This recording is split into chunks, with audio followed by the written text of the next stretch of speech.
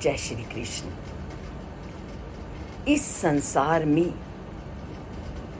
छोटी से लेके बड़ी चीज तक सभी उस परम पिता परमात्मा के द्वारा संचालित होती है। उन्होंने कल के श्लोक में बताया कि सूर्य जो अपना प्रकाश हजारों साल से इस धरती पर बिखेर रहा है और उसके प्रकाश में कोई कमी नहीं आई और ना ही उसके प्रकाश में कोई दोष आया है, तो वो मेरे ही एक शक्ति से प्रकाशित होता है। उसी तरह उन्होंने अग्नि, चंद्रमा इत्यादि का उदाहरण दिया और आज भी वे अपनी बात को आगे बढ़ाते हुए अर्जुन को कहते हैं कि इस धरती पर मैं ही अपने रूप को व्याप्त करके उसको संचालित करता हूँ।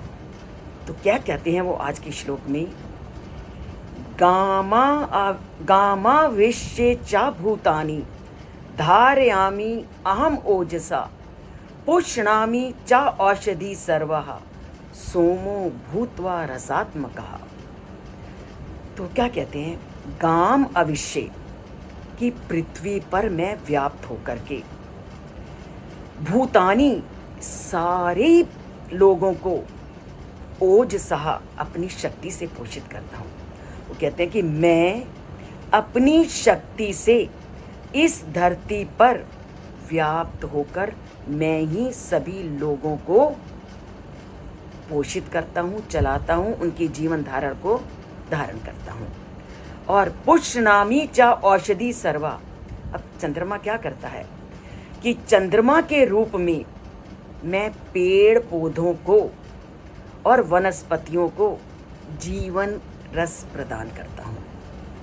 आपको पता है कि पेड़ पौधों को पनपने के लिए जहाँ प्रकाश की ज़रूरत होती है तो वहीं चंद्रमा की किरणों की भी ज़रूरत होती है।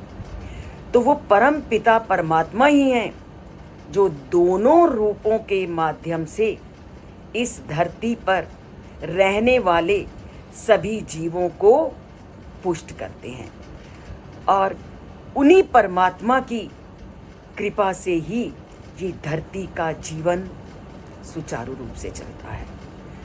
और आप प्रतिदिन आज के दिन आप बोलते हो ग्लोबल वार्मिंग। जहाँ जहाँ मानव ने अपने हाथ इस प्रकृति में फैलाए हैं वहीं वहीं देख लो आज हमें कितनी मुसीबतों का सामना करना पड़ा है। परमात्मा ने जब इस सृष्टि की रचना की तो उन्होंने पूरे विधि विधान से, पूरे नियमों के अनुसार सृष्टि का रचना की और जब तक मानव ने इसमें हस्तक्षेप नहीं किया तो ये सृष्टि सुचारू रूप से चलती रही। और सबसे मैं आपको इसका एक उदाहरण देती हूँ। हमें बचपन में जब भी हम समुद्र के किनारे गए तो आश्चर्य होता था कि जो समुद्र का पानी है ये खारा क्यों है। चारों ओर से धरती पानी से घिरी हुई है और समुद्र का पानी खारा है। कारण, अगर समुद्र का पानी खारा ना होता तो प्रचुर मात्रा में रोग फैलते और जितने भी जो जलीय जीव हैं, जल में रहने वाले जीव हैं, वो जीवित ही ना रह पाते अगर समुद्र के जल का पानी खारा ना होता। तो समुद्र के पानी को खारा बनाने में भी भगवान की इच्छा की एक प्रमुखता है।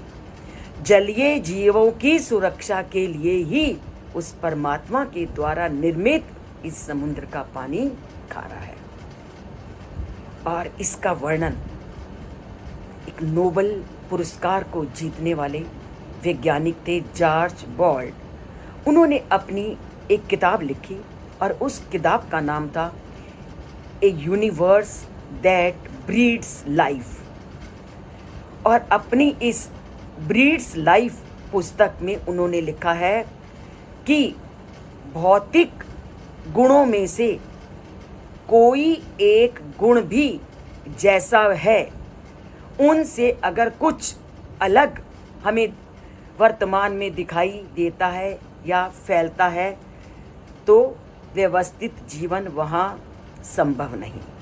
उनका क्या कहना है ये कहने का कि ईश्वर ने जिस तरह से इस सृष्टि की गुणों के आधार पर रचना की है, उसमें ज़रा सी भी अगर खलबली आ जाती है तो ये हमारा जीवन क्या है, अस्त व्यस्त हो जाता है। हम इतने बड़े संकट से जो 4 साल, ये 2 साल पहले हमने जो झेला, और ये सारे जिम्मेदार हम लोग ही हैं, जो हम नई नई खोज करते हैं तो कुछ ना कुछ मुसीबत हम अपने लिए लेते हैं, जबकि उस परमात्मा ने जो इस सृष्टि की रचना की है वो पूरे गुणों के आधार पर की है।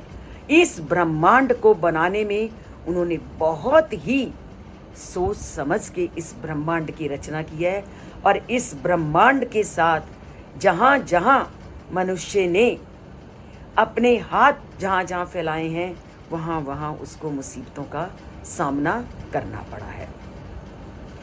तो ये पूरी सृष्टि अगर पोषित है तो वह उस परमात्मा के द्वारा। तो श्री कृष्ण ही इस संसार की सर्वोत्तम शक्ति हैं, जो पृथ्वी लोक में विद्यमान होकर जीवन के लिए उपयुक्त भौतिक पदार्थों की व्यवस्था करते हैं। इसके अतिरिक्त चंद्रमा की चांदनी, जिसमें दिव्य अमृत जैसे गुणों समाये हुए हैं और जिससे सभी पेड़ पौधे, जड़ी बूटियाँ, सब्जियाँ, फल और अनाज प्राप्त होते हैं, वो प्राप्त नहीं हो सकते अगर उस परमात्मा ने ये 2 अलग अलग प्रकाशित होने वाले पदार्थ ना बनाए होते।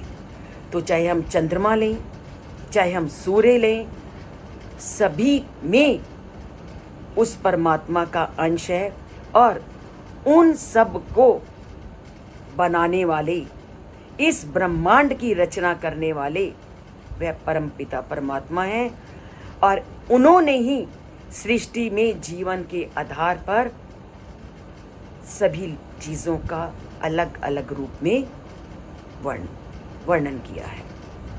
क्यों उन्होंने समुद्र का पानी खारा बनाया, क्यों उन्होंने रात में चंद्रमा की किरणों का प्रकाश फैलाया, और क्यों सूर्य का प्रकाश बनाया, ताकि इस पूरी सृष्टि का जीवन सुचारू रूप से चल सके। तो सृष्टि का कोई भी ऐसा कण नहीं है जिसमें उस परम पिता परमात्मा का अंश विद्यमान नहीं है। तो इसलिए सृष्टि के कण कण में जो का हमें आदर और सम्मान करना चाहिए, उसके द्वारा दी गई इन सभी चीज़ों के प्रति हमें सम्मान का भाव रखना चाहिए, उनके साथ कभी खिलवाड़ नहीं करना चाहिए, और अगर किया तो उसका भुगतान हमें वैसे ही करना पड़ेगा जैसे हमने कोरोना काल में किया है। तो प्रकृति की इन शक्तियों का हम आदर करते हैं, और ये आदर बहुत ज़रूरी है। अगर आप वेदों को उठा करके देखो तो वेदों में आपको पृथ्वी सूक्त, उषस सूक्त, ये सब प्रकृति शक्तियों की महानता का वर्णन करते हुए मिलेंगे कि इन प्रकृति शक्तियों में कितनी शक्ति है जो इस संसार का भरण पोषण करते हैं। तो इसलिए प्रकृति की इन शक्तियों के प्रति कभी भी गलत व्यवहार ना करो, कभी भी इनका दुरुपयोग ना करो। यही आज के श्लोक का संदेश है, और वह परमात्मा प्रकृति की सभी शक्तियों में व्याप्त है। तो करते हैं इन शक्तियों की प्रतिपल रक्षा, और हर समय हम किसी भी तरह से इन शक्तियों का दुरुपयोग ना करें, इसके लिए हम आज से प्रतिज्ञा करते हैं। और इसके लिए जो चैनल से नहीं जुड़े, वो चैनल से सब्सक्राइब करके, केवल एक बार सब्सक्राइब करना है। सब्सक्राइब के बटन को बार बार नहीं दबाना। लाइक का बटन जो दबाना चाहिए वो हम नहीं दबाते, और ईश्वर की अनुकंपा को प्राप्त करते हैं। जय श्री कृष्ण।